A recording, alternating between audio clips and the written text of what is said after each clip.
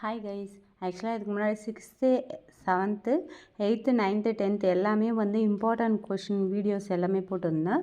12th first பாடம் போட்டிருந்தோம். இப்போ நெக்ஸ்ட்டு பாடம் வந்து சட்டமன்றம் சொல்லிட்டு ரொம்ப இம்பார்ட்டன்ட். நீங்கள் எக்ஸாம் போகிறதுக்கு முன்னாடி இல்லைனா ஒரு 4-5 வாட்டி ரிப்பீட் நீங்கள் இதை கேட்டிங்கனாவே ஓரளவுக்கு உங்களுக்கு அண்டர்ஸ்டாண்ட் ஆகிடும். அண்டர்ஸ்டாண்ட் ஆனால் ஈஸியாக வந்து எக்ஸாமில் ரீகால் பண்ண முடியும். உங்களுக்கு பார்த்தோன்னே இந்த கொஷின் பார்த்தோன்னே ஈஸியாக ஆன்சர் அட்டன் பண்ண முடியும். வீடியோவை 2-3 வாட்டி 4 வாட்டி கண்டினியூவாக நீங்கள் வந்து பண்ணிகிட்டே இருங்க. ப்ளேலிஸ்ட்டில் உங்களுக்கு 6th to 12th வரைக்கும் எல்லாவுடைய பாடத்தோடைய இம்பார்ட்டன்ட் கொஷின் எல்லாமே கவர் ஆகிடும். மஸ்ட்டு நீங்கள் பார்த்தீங்கன்னா ஈஸியாக எக்ஸாமில் நீங்கள் கொஷின் அட்டன் பண்ணிடலாம். குரூப் 4 குரூப் 2 குரூப் 1 எல்லாத்துக்குமே இம்பார்ட்டன்ட் பேசிக் வந்து ஃபண்டமெண்டல் உங்களுக்கு டெக்ஸ்ட் புக் தானே. டெக்ஸ்ட் புக்கில் இருக்க அத்தனை கொஷினுமே கவர் ஆகிடும். எக்ஸ்ட்ரா பாயிண்ட் கொஷின் கவர் ஆகிடும். ஆக்சுவலாக நான் ரீட் பண்ணுறேன் பாருங்கள். படத்தோட தலைப்பு வந்து சட்டமன்றம். இந்தியாவில் 2025 தற்போது உள்ள மாநிலங்களின் எண்ணிக்கை எவ்வளோனா 28. இந்தியாவில் 2025 தற்போது உள்ள யூனியன் பிரதேசங்களின் எண்ணிக்கை எவ்வளோனா 8. இந்தியா முழுவதற்குமான சட்டம் இயற்றும் அதிகாரம் கொண்டது எதுனா நாடாளுமன்றம் தான் சட்டம் இயற்றும் அதிகாரம் கொண்டது சொல்கிறாங்க. மாநிலங்களின் சட்டம் இயற்றும் அதிகாரம் கொண்டது எதுனா மாநில சட்டமன்றம் சொல்கிறாங்க. இப்போ நாடாளுமன்றம் எத்தனை அவைகளை கொண்டதுன்னா 2 அவை கொண்டது. என்னன்னா மக்களவை, மாநில அவை. மக்களவை வந்து நம்ம எம்பி வருவாங்களோ அவங்க தற்காலிக அவை சொல்லுவாங்க. மாநில அவை வந்து நிரந்தர அவை சொல்லுவாங்க. ஞாபகம் வச்சுக்கோங்க, இம்பார்ட்டன்ட். இந்தியாவின் தேசிய சட்டமன்றம் எதுனா நாடாளுமன்றம். நிதிநிலை அறிக்கை கூட்டத்தொடர் நடைபெறும் நாள் எதுனா February to May சொல்கிறாங்க. மழைக்கால கூட்டத்தொடர் நடைபெறும் நாள் வந்து July to August. மழைக்கால கூட்டத்தொடர் நடைபெறும் நாள் வந்து July to August. குளிர்கால கூட்டத்தொடர் நடைபெறும் நாள் வந்து November to December சொல்கிறாங்க. குடியரசுத் தலைவர், துணை குடியரசுத் தலைவர், உச்ச நீதிமன்ற நீதிபதிகள் ஆகியோர் மீது நாடாளுமன்றம் மேற்கொள்ளும் பதவி நீக்க முறையை டேஷ் என்று அழைக்கின்றதுனா பழிச்சாட்டுதல் என்று அழைக்கின்றது. வருடத்துக்கு எத்தனை கூட்டத்தொடர்களுக்கு குறையாமல் நாடாளுமன்ற கூட்டத்தொடர் நடக்க வேண்டும்னா 2. என்ன சொல்கிறாங்கன்னா வருடத்துக்கு 2 கம்பல்சரி நடக்கணும் சொல்கிறாங்க. வருடத்துக்கு எத்தனை கூட்டத்தொடருக்கு குறையாமல் நாடாளுமன்ற கூட்டத்தொடர் நடக்க வேண்டும்னா 2க்கு குறையாமல். ஒவ்வொரு வருடமும் நாடாளுமன்றத்தின் முதல் கூட்டத்தொடரின் தொடக்க உரையை நிகழ்த்துபவர் யாருன்னா குடியரசுத் தலைவர். தொடக்க உரையை நிகழ்த்துவர் யாருன்னா குடியரசுத் தலைவர். மக்களவை உறுப்பினர்கள் யாரால் தேர்ந்தெடுக்கப்படுகின்றனர்னா மக்களால். மக்களவை தொகுதிகளின் எண்ணிக்கை எவ்வளோனா 543. மக்களவை தொகுதி எவ்வளோனா 543. மக்களவை மாநில அவை கூட்டத்தொடரையே நடத்துவதற்கு மொத்த உறுப்பினர்களின் எண்ணிக்கையில் குறைந்தபட்சம் எத்தனை உறுப்பினர்கள் இருக்க வேண்டும்னா 1/10. 10ல் 1 மடங்கு சொல்கிறாங்க. ஒரு மாநிலத்தின் எத்தனை சட்டமன்ற தொகுதிகளை ஒரு நாடாளுமன்ற தொகுதியாக மாற்றப்படுகிறதுனா 6. ஒரு மாநிலத்தின் எத்தனை சட்டமன்ற தொகுதிகள் ஒரு நாடாளுமன்ற தொகுதியாக மாற்றப்படுகிறதுனா 6ல் 1. அப்போ இப்போ 6 தொகுதி இருக்குன்னா அதில் ஒரு தொகுதி வந்து நாடாளுமன்ற தொகுதியாக மாற்றப்படுது சொல்கிறாங்க. ஒரு மாநிலத்தின் எத்தனை சட்டமன்ற தொகுதிகள் ஒரு நாடாளுமன்ற தொகுதியாக மாற்றப்படுதுன்னா 6 சட்டமன்ற தொகுதியிலேருந்து ஒரு நாடாளுமன்ற தொகுதியாக மாற்றப்படுது சொல்கிறாங்க. மக்களவையின் பதவிக்காலம் வந்து 5 ஆண்டுகள். மக்களவை தலைமை தாங்கி நடத்துபவர் யாருன்னா சபாநாயகர். சபாநாயகரை தேர்ந்தெடுப்பவர் யாருன்னா மக்களவை உறுப்பினர்கள். நாடாளுமன்ற தலைமையை செயலகத்தின் நிர்வாக தலைவர் யாருன்னா சபாநாயகர். ஒரு திருத்த சட்டம் முன்மொழிவதற்கு யாருடைய அனுமதி பெற வேண்டும்னா சபாநாயகர். அவை ஒழுங்கு பிரச்சனை குறித்த கேள்விக்கு இறுதி முடிவெடுப்பவர் யாருன்னா சபாநாயகர். நிதி முன்வரைவு என்ன சொல்கிறாங்கன்னா நிதி முன்வரைவுகளுக்கு சான்றளிக்கும் அதிகாரம் பெற்றவர் யாருன்னா சபாநாயகர். 2 அவைகளின் கூட்டத்திற்கு தலைமை தாங்குவர் யாருன்னா சபாநாயகர். மக்களவையின் எதிர்க்கட்சி தலைவருக்கு அதிகாரம் அளிப்பவர் யாருன்னா சபாநாயகர். சபாநாயகருக்கு கட்சி தாவல் தடை சட்டம் அதிகாரம் வழங்கப்படும் சட்ட திருத்தம் எதுனா 52வது சட்ட திருத்தம். அவையில் முடிவு வாக்குக்கும் அதிகாரம் சபாநாயகருக்கு வழங்கப்படும் விதி என்ன விதினா விதி வந்து 100வது விதி. சபாநாயகர் மன்றத்தின் பிரதிநிதியாக திகழ்கிறார். அவர் இந்த மன்றத்தின் மாண்பு மற்றும் அதன் சுதந்திரத்தின் பிரதிநிதியாக விளங்குகின்றார். இந்த மன்றம் நாட்டின் சின்னமாக விளங்குவதால் ஒரு குறிப்பிட்ட வகையில் சபாநாயகர் இந்த நாட்டின் சுதந்திரம் மற்றும் விடுதலையின் சின்னமாக திகழ்கின்றார். ஆகவே அது ஒரு மேன்மை தாங்கிய சுதந்திரமான பதவியாக இருக்க வேண்டும். அப்பதவி எப்போதும் மிக திறமை வாய்ந்த மற்றும் பாரபட்சமற்ற ஒருவரால் வழங்கப்பட வேண்டும். இக்கூற்றை கூறியவர் யாருன்னா ஜவஹர்லால் நேரு. மக்களவைக்கு அதிகபட்ச உறுப்பினர்களின் எண்ணிக்கை வந்து மக்களவை சொல்கிற மாதிரி மாநில அவைக்கு நம்ம நிரந்தர அவை சொன்னோம் இல்லையா, அந்த நிரந்தர அவைக்கு வந்து அதிகபட்ச உறுப்பினர் எத்தனை 250. அதே வந்து மக்களவைக்கு எவ்வளோ பார்த்தோம் 543. நெக்ஸ்ட்டு மாநில அவைக்கு குடியரசுத் தலைவரால் நியமனம் செய்யப்படும் உறுப்பினர்கள் எண்ணிக்கை எதுனா 18. இம்பார்ட்டன்ட். மாநில அவைக்கு உருவாக்கப்பட்ட ஆண்டு வந்து மாநில அவை வந்து உருவாக்கப்பட்ட ஆண்டு வந்து 1952 ஏப்ரல் 3. 1952 April 3 important. மாநில அவைகளின் முன்மாதிரி அமெரிக்காவின் ஆட்சி மன்ற குழு தான் முன்மாதிரி எடுத்திருக்காங்க மாநில அவைக்கு. மாநில அவை உறுப்பினர்கள் தேர்வு செய்பவர்கள் டேஷ்னா மாநில சட்டமன்ற உறுப்பினர்கள்லாம் வந்து மாநில அவைக்கு வந்து தேர்வு செய்பவர்கள். நெக்ஸ்ட்டு மாநில அவை உறுப்பினர்களின் பதவிக்காலம் வந்து 6 ஆண்டுகள். மாநில அவை உறுப்பினர்கள் டேஷ் வருடத்துக்கு ஒரு முறை தங்களது பதவிக்காலத்தை நிறைவு செய்கின்றனர். 2 வருடத்துக்கு ஒரு முறை தங்களுடைய பதவிக்காலம் நிறைவு செய்கின்றனர். மாநில அவை உறுப்பினர்கள் டேஷ் வாக்கு முறையில் தேர்ந்தெடுக்கப்படுகின்றனர். ஒற்றை மாற்று வாக்கு உரிமை. மாநில அவையின் அலுவல் வழி தலைவர் டேஷ் யாருன்னா துணை குடியரசுத் தலைவர். மாநில அவைக்கு வந்து அலுவலக வழி தலைவர் யாருன்னா துணை குடியரசுத் தலைவர் தான் வந்து மாநில அவைக்கு அலுவலக வழி தலைவராக இருப்பார். மாநில அவை கூட்டத்திற்கு தலைமை தாங்குபவர் யாருன்னா துணை குடியரசுத் தலைவர். ஐக்கிய அமெரிக்க நாட்டில் மாநில குழுவின் உறுப்பினர்கள் டேஷ் என்று அழைக்கப்படுகின்றார்கள்னா செனட்டர்கள் என்று அழைக்கப்படுகின்றனர். எந்த நாட்டின் மாநில அவைகளின் அந்த நாட்டின் ஒவ்வொரு மாநிலத்திற்கும் சமமான அளவில் பிரதிநிதித்துவம் அளிக்கின்றதுன்னா அமெரிக்கா. இந்தியாவில் மாநில அவைகளின் பிரதிநிதித்துவம் அந்தந்த மாநிலங்களில் டேஷ் அடிப்படையில் அமைந்துள்ளதுன்னா மக்கள் தொகை. மாநில அவை உறுப்பினர் ஆவதற்கான வயது வந்து 30. மாநில அவைகளுக்கு போட்டியிடும் ஒருவர் எந்த மாநிலத்திலிருந்து தேர்ந்தெடுக்கப்படுகின்றாரோ அந்த மாநிலத்தில் வசிப்பவராக இருக்க வேண்டும் என்ற நிபந்தனை நீக்கப்பட்ட சட்டம் வந்து மக்கள் பிரதிநிதி சட்டம் 2003. மக்கள் பிரதிநிதி சட்டம் 2003. இதுக்கு முன்னாடி வந்து மாநிலத்திலேருந்து தேர்ந்தெடுக்கும் போது அந்த மாநிலத்தை இருப்பவர்களாக இருக்கணும். அப்படி இருக்க வேண்டாம் என்ற கண்டிஷன் இல்லைன்னு சொல்ல வந்து மக்கள் பிரதிநிதி சட்டம் 2003 சொல்கிறாங்க. இன்னொரு வாட்டி படிக்கிறேன். மாநில அவைகளுக்கு போட்டியிடும் ஒருவர் எந்த மாநிலத்திலிருந்து தேர்ந்தெடுக்கப்படுகின்றாரோ அந்த மாநிலத்தில் வசிப்பவராக இருக்க வேண்டும் என்ற நிபந்தனை நீக்கப்பட்ட சட்டம் வந்து மக்கள் பிரதிநிதித்துவ சட்டம் 2003. உத்தரப்பிரதேசத்தின் மாநில அவை உறுப்பினர்களின் எண்ணிக்கை வந்து 31. உத்தரப்பிரதேசத்தின் மாநில அவை உறுப்பினர்கள் எவ்வளோன்னா 31. சிக்கிம் மாநில அவை உறுப்பினர்களின் எண்ணிக்கை வந்து 1.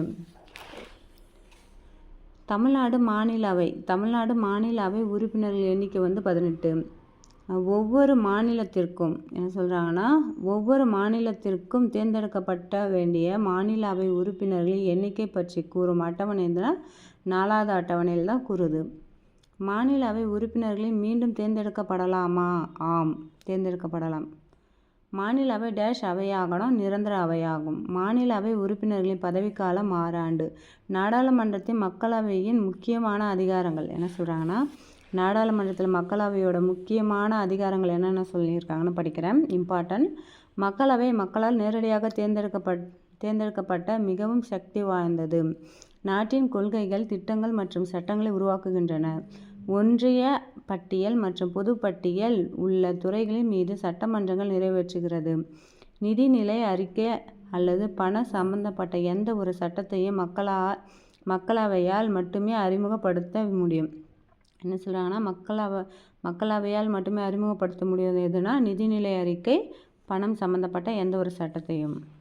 மக்களவையால் அறிமுகப்படுத்தப்பட்ட பண மசோதா மாநில அவையால் நிராகரிக்க முடியாது.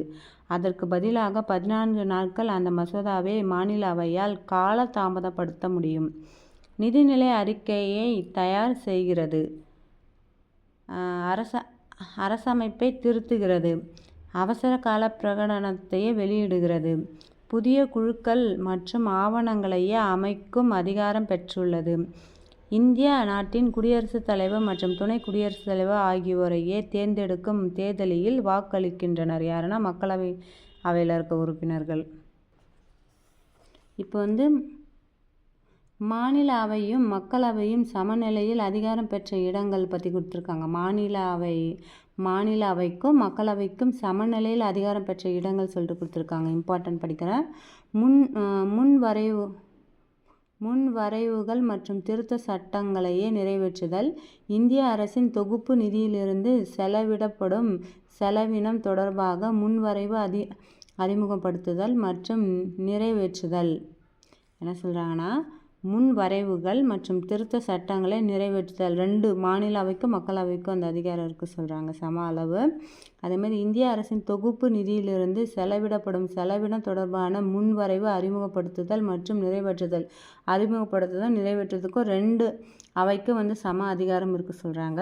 அதுமாதிரி குடியரசுத் தலைவரின் அவசர சட்டங்களை ஒப்புதல் அளித்தலை 2 அவைக்கும் உரிமை இருக்குது சொல்கிறாங்க. துணை குடியரசுத் தலைவர் பதவி நீக்கம் தீர்மானத்தை மக்களவையே துவங்க முடியும். இந்த துணை குடியரசுத் தலைவரின் பதவி நீக்கத்தை மாநில அவை தான் துவங்க முடியும் சொல்கிறாங்க. உச்ச நீதிமன்றம் ஒன்றிய அரசு பணியாளர் தேர்வாணையம் அதிகார வரம்பை அதிகப்படுத்துதல் சொல்கிறாங்க. 2 அவைக்கும் சம உரிமை. குடியரசுத் தலைவர் மற்றும் துணை குடியரசுத் தலைவர் தேர்தலில் வாக்களித்தல் மற்றும் பதவி நீக்கம் நடைமுறையில் பங்கேற்றல் 2 அவைக்கு சொல்கிறாங்க உரிமை அதிகாரம். நெக்ஸ்ட்டு நிதி முன்வரைவு அறிமுகப்படுத்தும் அவை மக்களவை. மாநில அவை நாட்களுக்குள் நிதி மசோதாவை காலதாமதம் செய்ய முடியும்னா 14 நாட்கள். விதி 110 இருக்கும் நிதி தொடர்பான விவரங்கள் இல்லாதது இருப்பினும் அந்த மசோதா யில் மட்டுமே அறிமுகப்படுத்த முடியும். ஆனால் அதை நிறைவேற்றுவதில் இரு அவைகளுக்குமே சமமான அதிகாரம் உள்ளதுன்னா மக்களவை. என்ன சொல்கிறாங்கன்னா, 110 நிதி தொடர்பான விவரங்கள் இல்லாதது இருப்பினும் இந்த மசோதா மக்களவையில் மட்டுமே அறிமுகப்படுத்த முடியும். ஆனால் அதை நிறைவேற்றுவதில் இரு அவைக்குமே, அறிமுகப்படுத்துவது மக்களவைக்கு, ஆனால் நிறைவேற்றப்படும் போது என்ன சொல்கிறாங்கன்னா இரு அவைக்கும் சமமான அதிகாரம் உள்ளது சொல்கிறாங்க 110 விதியில். நெக்ஸ்ட்டு ஒரு முன்வரைவு என்று தீர்மானிக்கும் அதிகாரம் பெற்றவர் யாருன்னா மக்களவை சபாநாயகர். இரு அவைகளின் கூட்டத்திற்கு தலைமை தாங்குபவர் யாருன்னா மக்களவை சபாநாயகர். மாநில அவை அறிக்கை திட்டத்தின் மீது விவாதம் நடத்தலாம், ஆனால் அதற்கு வாக்கெடுப்பில் பங்கு பெற முடியாது சொல்கிறாங்கன்னா, நிதிநிலைக்கு விவாதம் செய்யலாம் மாநில அவை, ஆனால் வாக்களிக்க முடியாது சொல்கிறாங்க. நிதிநிலை அறிக்கைக்கு மட்டும் மாநில அவை. ஏன்னா மக்களவை உறுப்பினர்கள் மட்டும்தான் வாக்களிக்க முடியும், மாநில அவையில் இருக்க உறுப்பினர்கள் வாக்களிக்க முடியாது, ஆனால் விவாதம் செய்யலாம்னு சொல்கிறாங்க நிதிநிலை அறிக்கை. நெக்ஸ்ட் அமலில் உள்ள தேசிய அவசர நிலை நீக்கும் தீர்மானம் எந்த அவையில் அறிமுகப்படுத்தப்பட்டு ஏற்றுக்கொள்ளப்படும்னா மக்களவை. எந்த ஒரு அமைச்சர்களுக்கும் எதிராகவும் நம்பிக்கை இல்லாத தீர்மானத்தை எந்த அவை கொண்டு வர முடியாதுன்னா மாநில அவை கொண்டு வர முடியாது சொல்கிறாங்க. ஏன்னா அமைச்சருக்கு எதிராக நம்பிக்கையில்லா தீர்மானம் மக்களவையில் மட்டும்தான் கொண்டு வர முடியும், மாநில அவையில் கொண்டு வர முடியாது. அமைச்சர்கள் குழுவாகவும் தனிப்பட்ட முறைகளும் க்கு பொறுப்பானவர்கள்லாம் மக்களவைக்கு பொறுப்பானவர்கள். மாநில அவை மாநில பட்டியலில் குறிப்பிடப்பட்டு இருக்கும் அதிகாரங்களை நாடாளுமன்றம் சட்டம் இயற்றும் அதிகாரத்தை அளிக்கக்கூடிய விதி 249.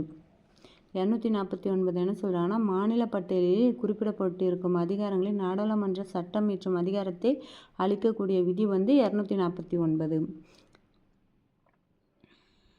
மாநில மற்றும் மத்திய அரசுக்கு பொதுவான அனைத்திந்திய தேர்வாணையத்தை மாநில அவைகளால் உருவாக்க முடியும் என கூறும் விதி வந்து 312. 312 தான் வந்து என்ன சொல்கிறாங்கன்னா, மாநில மற்றும் மத்திய அரசுக்கு பொதுவான அனைத்திந்திய தேர்வாணைய மக்களவையால் உருவாக்க முடியும் என கூறும் விதி வந்து 312. நாடாளுமன்றத்தின் அலுவலக மொழியாக இந்தியும் ஆங்கிலமும் இருக்கும் என கூறும் விதி வந்து 120. 120 தான் வந்து ஹிந்தியும் ஆங்கிலம் வந்து இருக்கும் என நாடாளுமன்றத்தில் கூறிய அலுவலக மொழி சொல்கிறாங்க. நெக்ஸ்ட்டு, இந்திய நாடாளுமன்றம் இரு அவையான முன் வரைவுகளையே நிறைவேற்றுகிறது. அதை கூறுக சொல்கிறாங்க. என்ன சொல்கிறாங்க? இந்திய நாடாளுமன்றம் இரு வகையான முன் வரைவுகளை நிறைவேற்றுகிறது. என்னென்ன வரைனா முன்வரைவுனா நிதி முன்வரைவு, நிதிசாரா முன்வரைவு அல்லது சாதாரண முன்வரைவு சொல்கிறாங்க. நிதிசாரா முன்வரைவு சொல்லலாம், இல்லைனா அதை வந்து சாதாரண முன்வரைவு சொல்லலாம். நெக்ஸ்ட்டு, சாதாரண சட்ட மசோதா அறிமுகப்படுத்தப்படும் அவை வந்து ஈரவைகளும் ஏதேனும் ஒன்று. சாதாரண சட்டம் வந்து ஈரவைகளும் ஏதேனும் ஒன்று. அதே வந்து எந்த ஒரு நாடாளுமன்ற உறுப்பினரும் டேஷ் முன்வரைவை அறிமுகப்படுத்தலாம்னா தனிநபர் முன்வரைவு. எந்த ஒரு நாடாளுமன்ற உறுப்பினரும் முன்வரைவை அறிமுகப்படுத்தலாம்னா தனிநபர் முன்வரைவு சொல்கிறாங்க. தனிநபர் முன்வரைவை டேஷ் நாட்களுக்கு முன்பு அவையில் தெரிவிக்க வேண்டும்னா 1 மாதத்துக்கு முன் அவையில் தெரிவிக்க வேண்டும். சாதாரண முன்வரைவை முதல் வாசிப்புக்கு முன்னரே சில முன்வரைவுகளை அரசிதழ்களில் வெளியிட அனுமதிக்கக்கூடியவர் யாருன்னா சபாநாயகர். என்ன சொல்கிறாங்கன்னா, சாதாரண முன்வரைவை முதல் வாசிப்புக்கு முன்னரையே சில முன்வரைவுகளை அரசிதழ்களில் வெளியிட அனுமதிக்கக்கூடியவர் யாருன்னா சபாநாயகர். நெக்ஸ்ட்டு, முன்வரைவின் முதல் வாசிப்பு நடைபெற்ற எத்தனை நாட்கள் இடைவெளிகளுக்கு பிறகு இரண்டாவது வாசிப்பு நடைபெறும்னா 2 நாட்கள். முன்வரைவு தேர்வு குழுவுக்கு பரிந்துரைக்கப்பட்டால் என்ன சொல்கிறாங்கன்னா, முன்வரைவு தேர்வு குழுவுக்கு பரிந்துரைக்கப்பட்டால் அந்த தேர்வு குழுவின் தலைவர் மற்றும் உறுப்பினர்களையே நியமனம் செய்பவர் யாருன்னா சபாநாயகர். இப்போ ஒவ்வொரு சட்ட முன்வரைவும் கடக்க வேண்டிய நிலை என்ன நிலைனா, ஃபஸ்ட்டு முதல் வாசிப்பு, 2ஆம் வாசிப்பு, குழு நிலை, அறிக்கை நிலை, 3வது வாசிப்பு. முதல் வாசிப்பு, 2ஆம் வாசிப்பு, அப்புறம் குழு நிலை, அறிக்கை பண்ணுவாங்க, அதுக்கப்புறம் 3வது வாசிப்பு சொல்கிறாங்க. நெக்ஸ்ட்டு, முன்வரைவின் உட்கூறுகளின் விவாதத்திற்கு உட்படுத்தப்படும் நிலை வந்து அறிக்கை நிலை. முன்வரைவுக்கு இறுதி வடிவம் கொடுக்கும் நிலை வந்து அறிக்கை நிலை. அறிக்கை நிலைக்கு பின்பு டேஷ் நிலைக்கு முன்வரைவு அனுப்பப்படும்னா 3வது வாசிப்பு. முன்வரைவுக்கு நாடாளுமன்றத்தின் முறையான ஒப்புதல் பெறுவதற்கு டேஷ் நிலையில் வாசிப்பு நடைபெறும்னா 3ஆம் நிலை. அனைத்து நிலையிலும் கடந்து சென்ற முன்வரைவு யாருடைய ஒப்புதலுக்கு அனுப்பி வைக்கப்படும்னா குடியரசுத் தலைவருடைய ஒப்புதலுக்காக அனுப்பி வைக்கப்படும். குடியரசுத் தலைவரின் ஒப்புதலுக்காக அனுப்பி வைக்கப்படும் சாதாரண சட்டம் முன்வரைவிற்கு குடியரசுத் தலைவர் ஒப்புதல் அளிக்கலாம் அல்லது டேஷுக்காக திருப்பி அனுப்பலாம். என்ன சொல்கிறாங்கன்னா, மறுபரிசீலனைக்காக திருப்பி அனுப்பலாம். முன்வரைவு மாற்றம் செய்யப்படாமல் அல்லது மாற்றம் செய்யப்பட்டு குடியரசுத் தலைவருக்கு திரும்பவும் அனுப்பி வைக்கப்பட்டால் அவர் நிச்சயமாக டேஷ் வழங்க வேண்டும்னா ஒப்புதல் நிச்சயமாக வழங்க வேண்டும். அமைச்சர் அல்லாத உறுப்பினர்கள் தாக்கல் செய்யும் சட்ட முன்வரைவு டேஷ் என்று அழைக்கப்படுகிறதுனா தனிநபர் முன்வரைவு என்று அழைக்கப்படுகிறது. என்ன சொல்கிறாங்கன்னா, அமைச்சர் அல்லாத உறுப்பினர்கள் தாக்கல் செய்யும் சட்ட முன்வரைவு வந்து தனிநபர் முன்வரைவு என்று அழைக்கப்படுகிறது. நாடாளுமன்றத்தில் டேஷ் மற்றும் டேஷ் கட்சிகளை சேர்ந்த எவரும் தனிநபர் சட்ட முன்வரைவு கொடுக்க வரலாம்னா ஆளும் கட்சி, எதிர்கட்சி. என்ன சொல்கிறாங்கன்னா, நாடாளுமன்றத்தில் ஆளும் கட்சி மற்றும் எதிர்கட்சிகளை சேர்ந்த எவரும் தனிநபர் சட்ட முன்வரைவு கொண்டு வரலாம். நெக்ஸ்ட்டு, தனிநபர் சட்ட முன்வரைவு மீதான விவாதம் 1 வாரம் விட்டு 1 வாரம் வெள்ளிக்கிழமைகளில் எத்தனை மணிக்கு நடைபெறும்னா பிற்பகல் 2 மணி முதல் 6 மணி வரை சொல்கிறாங்க நடைபெறும்ட்டு. ஒரு நபர் சட்ட முன்வரைவு மீதான விவாதம் 1 வாரம் விட்டு 1 வாரம் வெள்ளிக்கிழமையில் எத்தனை மணி நேரம் நடைபெறும்னா பிற்பகல் 2 மணி முதல் 6 மணி வரை. தனிநபர் சட்ட முன்வரைவு கொண்டு வர டேஷ் மாதத்திற்கு முன்பாக முன் அறிவிப்பு தர வேண்டும்னா 1 மாதத்துக்கு முன்பாக முன் அறிவிப்பு தர வேண்டும். நாடாளுமன்றத்தில் இதுவரை எத்தனை தனிநபர் சட்ட முன்வரைவு நிறைவேற்றப்பட்டுள்ளதுன்னா 14 தனிநபர் சட்ட முன்வரைவு நிறைவேற்றப்பட்டுள்ளது இதுவரை. கடைசியாக தனிநபர் சட்ட முன்வரைவு நிறைவேற்றப்பட்ட ஆண்டு 1970. கடைசியாக தனிநபர் சட்ட முன்வரைவு நிறைவேற்றப்பட்ட ஆண்டு 1970. டேஷ் முன்வரைவுகளை தனிநபர் சட்ட முன்வரைவாக கொண்டு வர முடியாதுன்னா நிதி முன்வரைவு தான் தனிநபர் சட்ட முன்வரைவாக கொண்டு வர முடியாது. நெக்ஸ்ட்டு 3ஆம் பாலின நபர்கள் உரிமைகள் சட்ட முன்வரைவு கொண்டு வரப்பட்ட ஆண்டு 2014. 3ஆம் பாலின நபர் உரிமைகளை சட்ட முன்வரைவு கொண்டு வரப்பட்ட ஆண்டு 2014. இந்திய அரசியலமைப்பில் அதிகார பகிர்வு உள்ள அட்டவணை எதுனா 7வது அட்டவணை. இந்திய அரசியலமைப்பில் அதிகார பகிர்வு உள்ள அட்டவணை எதுனா 7வது அட்டவணை. மத்திய பட்டியலில் சட்டம் இயற்றும் அதிகாரம் பெற்றவர்கள் யாருன்னா நாடாளுமன்றம். மாநில பட்டியலில் சட்டம் இயற்றும் அதிகாரம் பெற்றவர்கள் யாருன்னா மாநில சட்டமன்றம். பொது பட்டியலில் மத்திய மற்றும் மாநில அரசுகள் சட்டம் இயற்றலாம். ஆனால் மத்திய அரசிற்கும் மாநில அரசுக்கும் இடையே முரண்பாடுகள் ஏற்பட்டால் யாருடைய முடிவு இறுதியாகும்னா நாடாளுமன்ற முடிவு தான் இறுதியாகும். நெக்ஸ்ட்டு சாதாரண சட்ட முன்வரைவு பற்றிய முக்கிய குறிப்புகள் என்ன சொல்கிறாங்கன்னு படிப்போம். இது மக்களவை மற்றும் மாநிலவை எதில் வேண்டுமானாலும் கொண்டு வரலாம். இது அமைச்சர் அல்லது எந்த ஒரு உறுப்பினராலும் அறிமுகப்படுத்தப்படலாம். குடியரசுத் தலைவரின் பரிந்துரை இல்லாமல் இது அறிமுகப்படுத்தலாம். இதை மாநிலவை திருத்தவோ நிராகரிக்கவோ முடியும். எந்த முடிவும் எடுக்காமல் 6 மாத காலத்திற்கு மாநிலவை இம்முன்வரைவையை நிறுத்தி வைக்க முடியும். இம்முன்வரைவு மக்களவைகளிலிருந்து வந்திருந்தாலும் அதற்கு மக்களவை சபாநாயகரின் சான்றளிப்பு தேவையில்லை. ஈரவைகளும் ஏற்றுக்கொண்ட பிறகே இது குடியரசுத் தலைவரின் ஒப்புதலுக்கு அனுப்பப்படும். இம்முன்வரைவையை நிறைவேற்றுவதில் ஈரவைகளின் கருத்து வேறுபட்டால் முடக்கம் ஏற்பட்டால் ஈரவைகளின் கூட்டத்திற்கு குடியரசுத் தலைவர் அழைப்பு விடுப்பார். மக்களவையில் இம்முன்வரைவு தோல்வி அடைந்தால் அரசாங்கம் பதவி விலக நேரிடும்.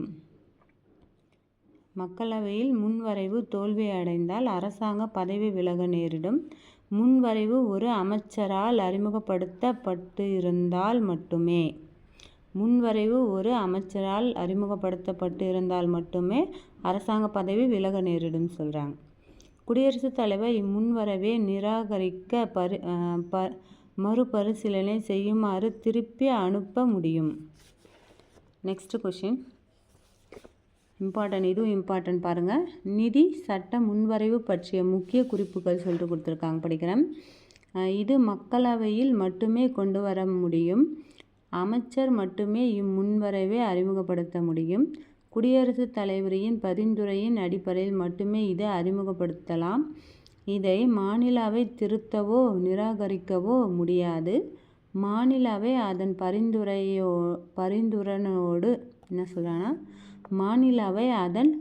பரிந்துரையுடனோ அல்லது பரிந்துரை இல்லாமலோ மக்களவைக்கு இம்முன்வரைவை திருப்பி அனுப்ப வேண்டும்.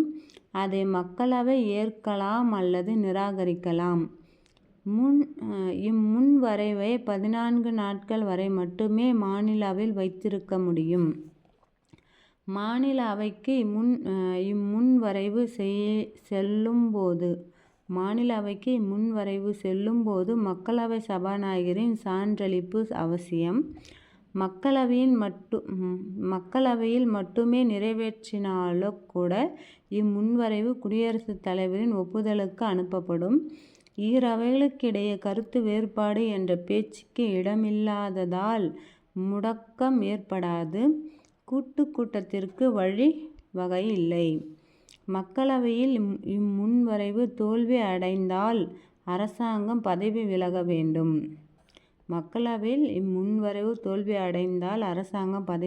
வேண்டும். இதற்கு குடியரசுத் தலைவர் ஒப்புதல் அளிக்கலாம் அல்லது நிராகரிக்கலாம். ஆனால் மறுபரிசீலனை செய்யுமாறு திருப்பி அனுப்ப முடியாது. எதுனா நிதிநிலை அறிக்கை. நிதி சட்ட முன்வரைவு. நெக்ஸ்ட்டு கொஷின், மத்திய பட்டியலில் உள்ள துறைகள் சொல்லிட்டு. மத்திய பட்டியலில் உள்ள துறைகள் என்ன?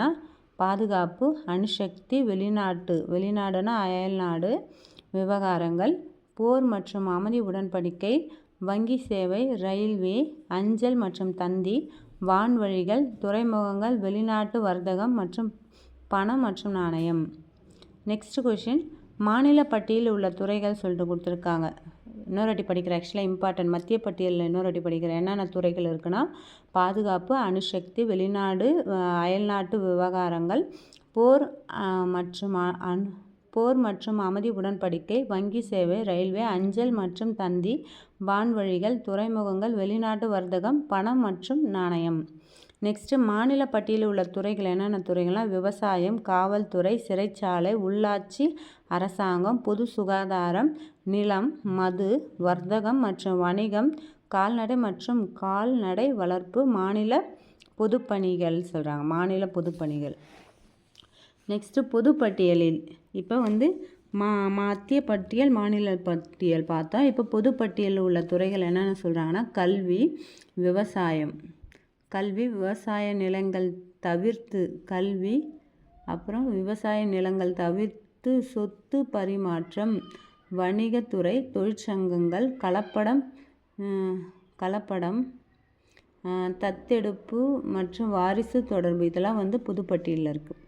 நெக்ஸ்ட்டு, இந்திய நாடாளுமன்ற உறுப்பினர்களுக்கு வழங்கப்படும் ஊதியம் மற்றும் சலுகைகள் பாகிஸ்தான் நாடாளுமன்ற உறுப்பினர்களுக்கு வழங்கப்படுவதை விட டேஷ் மடங்கு அதிகம்னா 4.5 மடங்கு அதிகம் சொல்கிறாங்க. 1/2 மடங்கு அதிகம் சொல்கிறாங்க. என்னென்னா, பாகிஸ்தானில் இருக்க நாடாளுமன்ற உறுப்பினர் வழங்குவதை விட 4.5 மடங்கு அதிகம். அரசமைப்பு திருத்த சட்டத்தில் மாற்றம் கொண்டு வருவதை பற்றி குறிப்பிடும் விதி 368. அரசமைப்பில் ஏற்படுத்தப்படும் திருத்தம் நாடாளுமன்றத்தின் இரு அவைகளும் ஒரு முன்வரைவாக சமர்ப்பிக்கப்பட்டு தனித்தனியாக ஒவ்வொரு அவைகளும் மொத்த உறுப்பினர்களின் எண்ணிக்கையில் 50% என்ன சொல்கிறாங்கன்னா 50% மேல் ஆதரவும் வாக்கு செலுத்தியவர்களின் எண்ணிக்கை 2/3 பங்கு குறைவாக பெரும்பான்மை ஆதரவை பெற்று நிறைவேற்றப்பட்டால் அது பின்னர் குடியரசுத் தலைவர் ஒப்புதலுக்கு அனுப்பி வைக்கப்படும்.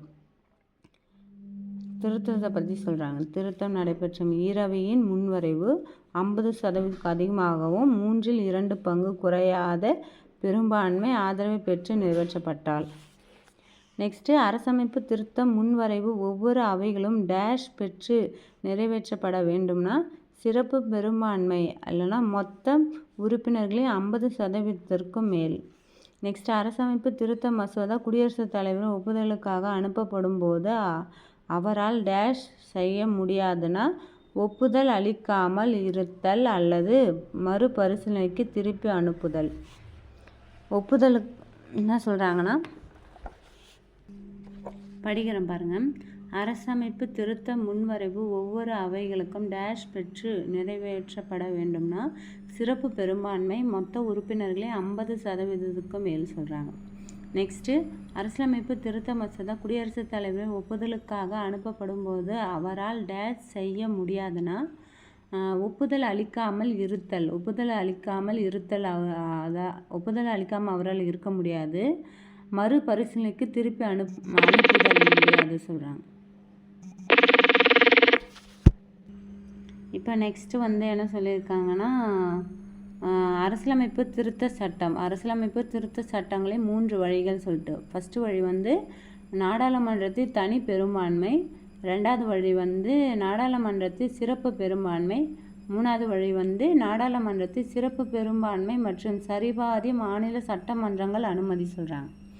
நெக்ஸ்ட்டு, அரசியலமைப்பு திருத்த மசோதாக்கள் டேஷ் கூட்டம் நடைபெறாதுன்னா கூட்டுக்கூட்டம் தான் அரசியலமைப்பு திருத்த மசோதாவில் கூட்டுக்கூட்டம் நடைபெறாது சொல்கிறாங்க. Next question. நெக்ஸ்ட், நாடாளுமன்றத்தில் தனி பெரும்பான்மை மூலம் விதி 368 படி செய்யப்படும் திருத்தங்கள் என்னென்ன திருத்தங்கள்னா, புதிய மாநிலங்களை அனுமதிப்பது மற்றும் உருவாக்குவது, மாநிலங்களின் மேலாண்மை உருவாக்குவது அல்லது நீக்குவது. நாடாளுமன்ற உறுப்பினர்களுக்கான ஊதியம் மற்றும் படிகள் நிர்ணயிப்பது. நாடாளுமன்ற நடைமுறை விதிகளை உருவாக்குதல். உச்ச நீதிமன்றத்தில் நீதிபதிகளின் எண்ணிக்கைகளை முடிவு செய்தல். அலுவல் ஆட்சி மொழிகளை பயன்படுத்துதல். குடியுரிமை அளித்தல் மற்றும் ரத்து செய்தல். தொகுதிகளின் எல்லைகளையே வரையறுத்தல். 6ஆம் அட்டவணை பழங்குடி இன பகுதிகளை நிர்வகித்தல். இதெல்லாம் விதி 368 தனி பெரும்பான்மை மூலம் விதி 368 செய்யும் குறிப்புகள் சொல்கிறாங்க. நெக்ஸ்ட்டு நாடாளுமன்றத்தில் சிறப்பு பெரும்பான்மை மற்றும் பாதி மாநிலங்களின் ஒப்புதலுடன் திருத்தி அமைக்கப்படும் சட்டங்கள் என்னென்ன சட்டங்கள் சொல்லியிருக்காங்க. நாடாளுமன்றத்தில் சிறப்பு பெரும்பான்மை, இதுக்கு முன்னாடி என்ன பார்த்தோம், தனி பெரும்பான்மை பார்த்தோம். இது சிறப்பு பெரும்பான்மை மற்றும் பாதி மாநிலங்களின் ஒப்புதலுடன் திருத்தி அனுப்பப்படும் சட்டங்கள் கொடுத்துருக்காங்க. என்னென்னா குடியரசுத் தலைவரை தேர்ந்தெடுத்தல், மத்திய மற்றும் மாநிலங்களின் நிர்வாக அதிகாரத்தின் விரிவாக்கம், மத்திய மற்றும் மாநிலங்களுக்கு இடையில் என்ன சொல்கிறாங்கன்னா மத்திய மற்றும் மாநிலங்களுக்கு இடையில் சட்டம் இயற்றும் அதிகாரத்தை பகிர்ந்தளித்தல். 7வது அட்டவணையில் உள்ள பட்டியல் நாடாளுமன்றத்தில் மாநிலங்களின் பிரதிநிதித்துவத்தை பற்றி சொல்கிறது தான் சிறப்பு பெரும்பான்மை. நெக்ஸ்ட்டு நாடாளுமன்றத்தில் சிறப்பு பெரும்பான்மை மூலம் நிறைவேற்றப்படுவது அடிப்படை உரிமைகள், அரசுக்கு வழிகாட்டும் நெறிமுறைகள் சொல்கிறாங்க சிறப்பு பெரும்பான்மையை பற்றி. நெக்ஸ்ட்டு மாநில சட்டமன்றங்கள் குறித்து கூறும் விதி 152, 237. இந்த மாநில சட்டமன்றங்கள் குறித்து கூறும் விதிகள் 152 to 237. மாநில நிர்வாகத்தின் அரசமைப்பு தலைவர் யாருன்னா ஆளுநர். மாநிலத்தில் அனைத்து செயல் திட்ட நடவடிக்கைகளுக்கு யாருடைய பெயரில் நடைபெறும்னா ஆளுநர் பெயரில். மாநிலத்தின் ஆளுநரை நியமிப்பவர் யாருன்னா குடியரசுத் தலைவர். ஆளுநரின் பதவிக்காலம் 5 ஆண்டுகள் அல்லது குடியரசுத் தலைவர் விருப்பம் வரை. ஆளுநர் பதவிக்கு தகுதியான குறைந்தபட்ச வயது 35. ஆளுநர் மறு நியமனத்திற்கு தகுதியுடையவர். மாநில அரசு தலைவரையே வழக்கறிஞரை நியமனம் செய்பவர் யாருன்னா ஆளுநர். மாநில அரசு பணியாளர் தேர்வாணைய தலைவர் மற்றும் உறுப்பினர்களை நியமனம் செய்பவர் யாருன்னா ஆளுநர். மாநில சட்டமன்ற மேலவைக்கு ஆளுநரால் நியமிக்கப்படும் உறுப்பினர்கள் எவ்வளோனா 1/6 மடங்கு. மாநில சட்டமன்ற கூட்டத்தையே கூட்டவும் ஒத்திவைக்கவும் அதிகாரம் பெற்றவர் யாருன்னா ஆளுநர். என்ன சொல்கிறாங்கன்னா மாநில சட்டமன்ற கூட்டத்தை கூட்டவும் ஒத்திவைக்கவும் அதிகாரம் பெற்றவர் யாருன்னா ஆளுநர். ஆளுநரின் மசோதாவிற்கு மறு உரிமை வழங்கும் அதிகாரங்கள் என்னென்ன அதிகாரம்னா அவர் ஒப்புதல் அளிப்பதை நிறுத்தி வைக்கலாம், அப்போது அது சட்டமாவது தவிர்க்கப்படும். முன்வரைவை தவிர்த்து எந்த ஒரு முன்வரைவையும் மறுபரிசீலனைக்காக மாநில சட்டமன்றத்துக்கு திருப்பி அனுப்பலாம். இதில் அவர் மறுப்புரிமை அதிகாரத்தை 2வது முறை பயன்படுத்த முடியாது. மாநில சட்டமன்றம் திருத்தவோ அல்லது திருத்தாமலோ மீண்டும் அந்த முன்வரைவை நிறைவேற்றி திரும்ப அனுப்பும் பட்சத்தில் அதற்கு ஒப்புதல் அளிப்பதை தவிர அவருக்கு வேறு வழியில்லை. ஆளுநர் தேவை என்று கருதினால் ஒரு முன்வரைவை குடியரசுத் தலைவரின் கருத்துக்காக நிறுத்தி வைக்கலாம். நெக்ஸ்ட்டு 119வது கொஷின். மாநில உயர் நீதிமன்ற நீதிபதிகளை குடியரசுத் தலைவர் நியமிக்கும் போது யாரிடம் ஆலோசனை கேட்பாருன்னா ஆளுநரிடம் ஆலோசனை கேட்டு தான் குடியரசுத் தலைவர் உயர் நீதிமன்ற நீதிபதிகளை குடியரசுத் தலைவர் நியமிக்கும் போது. மாநிலத்தில் அவசர நிலை அமல்படுத்த குடியரசுத் தலைவருக்கு அறிக்கை கொடுப்பவர் யாருன்னா மாநில ஆளுநர். மாநில அமைச்சரவையின் தலைவர் யாருன்னா முதலமைச்சர். மாநிலத்தின் உண்மையான நிர்வாக தலைவர் யாருன்னா முதலமைச்சர். மாநில முதல்வர் நியமிக்கப்படுவதை கூறும் விதி மாநில முதல்வர் நியமிக்கப்படுவதை கூறும் விதி வந்து 164 விதி பிரிவு 1. நெக்ஸ்ட்டு, மாநில அமைச்சர்களையே நியமனம் செய்வதற்கு ஆளுநருக்கு பரிந்துரை செய்பவர் யாருன்னா முதலமைச்சர். மாநில அமைச்சர்களை நியமனம் செய்வதற்கு ஆளுநருக்கு பரிந்துரை செய்பவர் யாருன்னா முதலமைச்சர். மாநில அமைச்சரவை கூட்டத்திற்கு தலைமை தாங்குபவர் யாருன்னா முதலமைச்சர். மாநில அமைச்சர்கள் மற்றும் ஆளுநருக்கிடையே இணைப்பு பாலமாக செயல்படுவர் யாருன்னா முதலமைச்சர். ஆளுநருக்கு உதவியாக ஆலோசனை வழங்க முதலமைச்சர் தலைமையில் அமைச்சரவை குழு நியமிக்கப்பட வேண்டும் என்று கூறும் விதி வந்து 163 பிரிவு 1. 163 பிரிவு 1. மாநில அமைச்சர்கள் தனித்தனியாகவும் கூட்டாகவும் டேஷுக்கு பொறுப்பானவர்கள்லாம் முதலமைச்சருக்கு பொறுப்பானவர். மாநில சட்டமன்ற சபாநாயகரை தேர்வு செய்பவர் யாருன்னா சட்டமன்ற உறுப்பினர்கள். மாநில சட்டமன்றத்தை தலைமை தாங்கி நடத்துவர் யாருன்னா சபாநாயகர். சட்டமன்ற அவை நடவடிக்கைகளை குறித்து இறுதி முடிவு எடுப்பவர் யாருன்னா சபாநாயகர். சபாநாயகர் அவை நடவடிக்கையில் டேஷ் குறுக்கிட முடியாதுன்னா நீதிமன்றம் வந்து குறுக்கிட முடியாது. சபாநாயகர் அவை நடவடிக்கையில் டேஷ் குறுக்கிட முடியாதுன்னா நீதிமன்றம் வந்து குறுக்கிட முடியாது. துணை சபாநாயகரை தேர்வு செய்பவர் யாருன்னா சட்டமன்ற உறுப்பினர்கள். சபாநாயகர் மற்றும் துணை சபாநாயகர் இருவரும் அவையில் இல்லாத போது அவைக்கு தலைமை தாங்குபவர் யாருன்னா சட்டமன்ற மூத்த உறுப்பினர்கள் வந்து தலைமை தாங்குவார். நாடாளுமன்ற குழுக்கள் எத்தனை வகைப்படும்னா 2. நிலைக்குழுக்கள், தற்காலிக குழுக்கள்ன்ட்டு 2 குழுக்கள் வந்து வகை 2 குழு இருக்குன்றாங்க. நெக்ஸ்ட்டு, நிலைக்குழுக்கள்னால் என்னென்னா நிரந்தரமானவை. நிலைக்குழுக்கள் டேஷ் ஆண்டுக்கொரு முறை புதிதாக உருவாக்கப்படும்னா ஓராண்டு. நிலைக்குழுக்கள் வந்து ஓராண்டுக்கு ஒரு முறை வந்து புதிதாக உருவாக்கப்படும். தற்காலிக குழுக்கள் வந்து நிரந்தரமானவை அல்ல. தற்காலிக குழுக்கள்னால் என்னென்னா நிரந்தரமானவை அல்லன்னு சொல்கிறாங்க. இப்போ நிலைக்குழுக்கள் டேஷ் வகைகளாக பிரிக்கப்பட்டுள்ளதுனா 6 வகையாக பிரிக்கப்பட்டுள்ளது. ஃபர்ஸ்ட் வந்து நிதிக்குழுக்கள், 2வது துறைசார் நிலைக்குழுக்கள், 3வது வந்து விசாரணை குழுக்கள், 4வது கண்காணிப்பு மற்றும் கட்டுப்பாட்டு குழுக்கள், 5வது வந்து அவையின் தினசரி அலுவல்களுக்கான குழுக்கள், 6வது வந்து சேவை குழு சொல்லிட்டு உறுப்பினர்களுக்கு வசதி மற்றும் சேவைகள் தொடர்பான குழுக்கள் சொல்கிறாங்க. நெக்ஸ்ட்டு, தற்காலிக குழுக்கள் எத்தனை வகைப்படும்னா 2 வகை. மதிப்பீட்டு குழு, பொது கணக்கு குழு. தற்காலிக குழுக்கு எத்தனை வகைப்படும்னா 2. மதிப்பீட்டு குழு, பொது கணக்கு குழு. இப்போ புக்கில் உள்ள கொஷின் ஆன்சர்லாம் பார்ப்போம். என்ன சொல்கிறாங்கன்னா,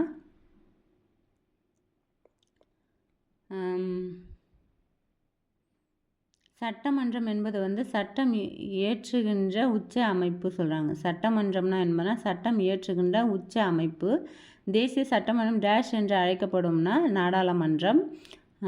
இந்தியாவில் நாடாளுமன்றம் டேஷ் கொண்டுள்ளதுன்னா குடியரசுத் தலைவர், மக்களவை மற்றும் மாநில அவை. மாநில அவைகளின் தலைவர் யாருன்னா குடியரசுத் தலைவர். மாநில அவையின் தலைவர் யாருன்னா குடியரசு துணைத் தலைவர். மாநில அவை உறுப்பினர்கள் டேஷால் நேரடியாக தேர்ந்தெடுக்கப்படுகின்றார்கள்னா நாடாளுமன்ற தொகுதிகளில் உள்ள மக்கள் அவர்கள் மூலயமா நேரடியாக தேர்ந்தெடுக்கப்படுகின்றார்கள். சரி தப்பாக படிச்சிட்டேன். மக்களவை உறுப்பினர்கள் டேஷால் நேரடியாக தேர்ந்தெடுக்கப்படுகின்றார்கள்னா நாடாளுமன்ற தொகுதிகளில் உள்ள மக்கள். மக்களவை உறுப்பினர்கள் நாடாளுமன்ற தொகுதிகளில் உள்ள மக்களால் நேரடியாக தேர்ந்தெடுக்கப்படுகின்றார்கள். நெக்ஸ்ட்டு, உச்ச நீதிமன்ற மற்றும் உயர் நீதிமன்றங்களின் நீதிபதிகளை பதவி நீக்கம் செய்யும் முறை டேஷ் என்று அழைக்கப்படுகிறதுனா கண்டன தீர்மானம் என்று அழைக்கப்படுகிறது. அரசாங்கத்தின் தலைவர் யாருன்னா பிரதமர். அரசின் தலைவர் யாருன்னா குடியரசுத் தலைவர். மாநில அவை டேஷ் உறுப்பினர்கள் மற்றும் நலன்களை பாதுகாக்கும் நிறுவனமாகும்னா மாநிலங்கள். என்ன சொல்கிறாங்கன்னா, மாநில அவை மாநிலங்கள் உரிமைகள் மற்றும் நலன்கள் பாதுகாக்கும் நிறுவனமாகும்.